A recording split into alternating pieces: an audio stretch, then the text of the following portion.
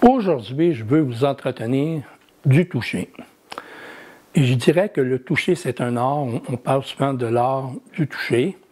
En fait, le toucher est toujours perçu par le receveur ou la receveuse comme une force extérieure, comme une influence extérieure. Donc, pour que le toucher soit bien reçu, peu importe sa force, la personne doit se sentir en confiance. Donc, notre toucher doit être bienveillant, avec une intention de bienveillance. Par exemple, si je m'en vais ici à la surface, quelques centimètres, de 10 à 2-3 cm, environ 30-40 cm, on a plutôt un toucher léger, éthérique, un toucher subtil, qui demande un certain temps pour être apprivoisé.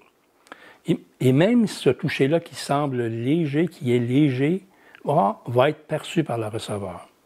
Par la suite, on a des touchers beaucoup plus présents. Par exemple, on peut appuyer le corps.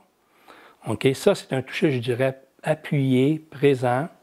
En fait, c'est un toucher qui permet de raffermir le tonus musculaire, qui est capable aussi de donner le sens à la personne d'un ancrage. Par contre, si je veux donner, par exemple, de l'énergie lors d'un toucher, eh bien, je peux faire un toucher vibrant comme ceci. Ou comme cela. Ce toucher-là est énergisant. C'est qu'on va donner ce toucher-là, on va effectuer ce toucher-là lorsque la personne a beaucoup de tension, a des fortes tensions. Il faut juste faire attention que si on met beaucoup de pression, le toucher devient alors stimulant. Donc, il fait l'effet inverse de ce qu'on voulait faire au début.